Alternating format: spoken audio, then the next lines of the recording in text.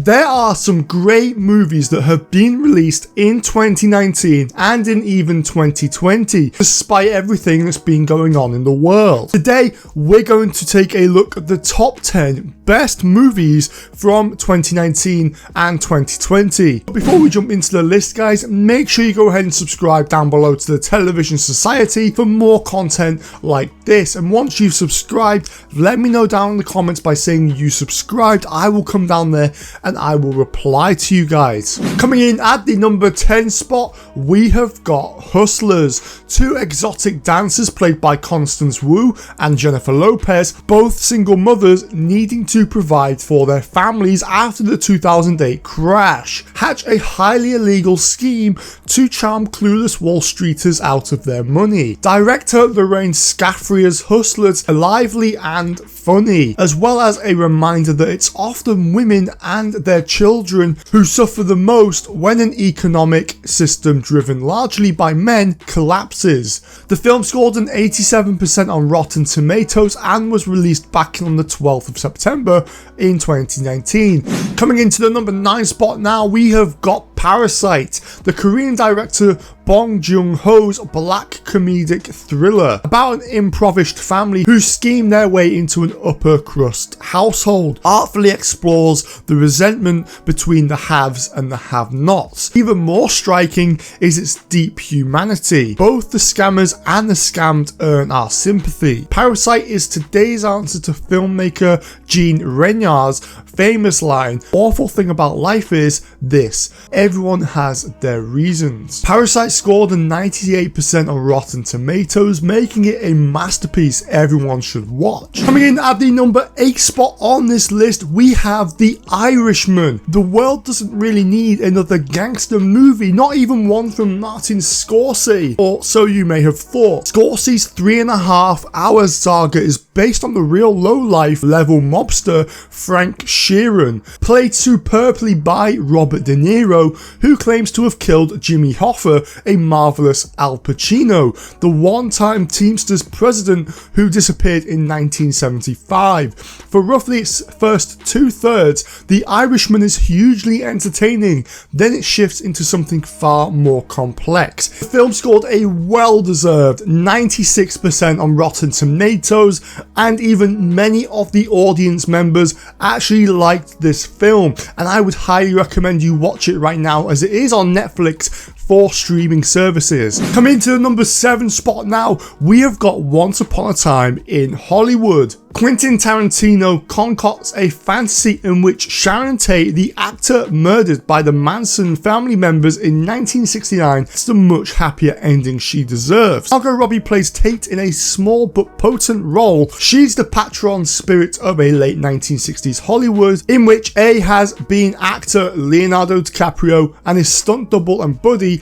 who plays by Brad Pitt, struggle to find their place. This is Tarantino's most affectionately detailed picture and a lost era of filmmaking. The film was initially released back on the 24th of July 2019. In at the number 6 spot now, we have The Invisible Man. Rising from the ashes of the Dark Universe, the iconic Universal monster got a thrilling reinvention from Lee Wannell. His take centers not on the Invisible Man himself, but on his victim, Elizabeth Moth Cecilia, who in a breathlessly tense opening sequence escapes from her abusive relationships with optics engineer Adrian Griffin. Despite appearances that Griffin has committed suicide, Cecilia is convinced that he is still taunting her. The film scored a 91% on Rotten Tomatoes and was released back on the 28th of February 2020 in the United Kingdom for cinemas. Coming in at the number 5 spot now, we have got Uncut Gems. The Safdie brothers took their ability to create pure cinematic anxiety to a new height with a thriller that plays more like a sustained panic attack. Adam Sandler puts in a career best performance as reckless diamond dealer Howard Ratner, who owes money all around town. crown, and while a rare Ethiopian black opal looks set to improve his fortunes, he can't help but make yet a more deeply dangerous decision. Between Santana's jittery performance, the hectic soundscape of overlapping chatter and wobbly Jenga tower of dodgy deals that is threatened to collapse at any second, it's a pulse-pounding adrenaline ride without a single action set piece. The film scored a 92% on Rotten Tomatoes. Coming in at the number 4 spot, we have got The Lighthouse. Subtext swirls and swells in Robert Eggers' head-tripping psychological horror, both adorned with outrageous facial hair. Robert Pattinson and Willem Dafoe are the Wickies, aka lighthouse keepers, stranded together on a rain-lashed rock, slowly losing their grip on sanity and displaying an obsession with the pulsating lamp at the top of the tower. The film scored a whopping 90% on Rotten Tomatoes and is definitely a psychological drama horror you should definitely check out. If you enjoyed the video so far, make sure you go ahead and subscribe to the Television Society down below for more content just like this, and make sure you're liking this video as well if you do find it entertaining or of value. In at the number 3 spot, 25 years after the arrival of Toy Story,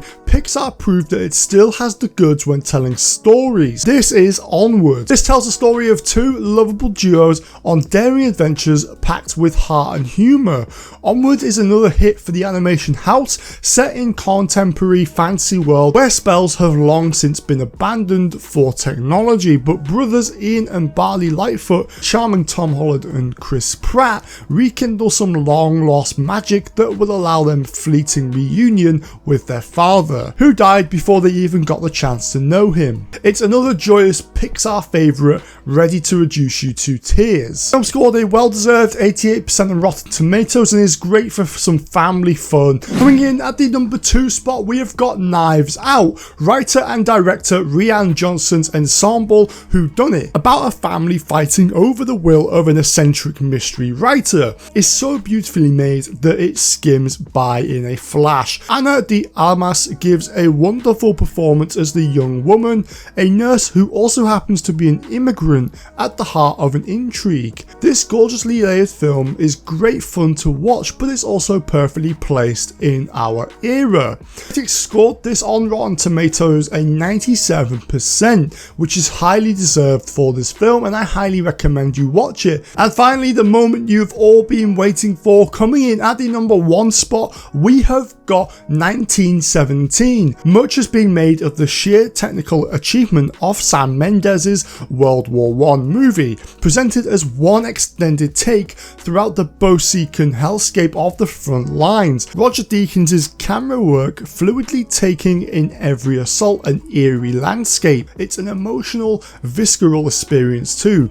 George McKay and Dean Charles Chapman putting in an excellent and empathetic performance as soldiers dispatched across no man's land to stop thousands of British soldiers walking into a devastating ambush. So make sure you subscribe to the Television Society for more content just like this. Make sure you go ahead and watch these other videos on our channel, and make sure you're liking this video as well.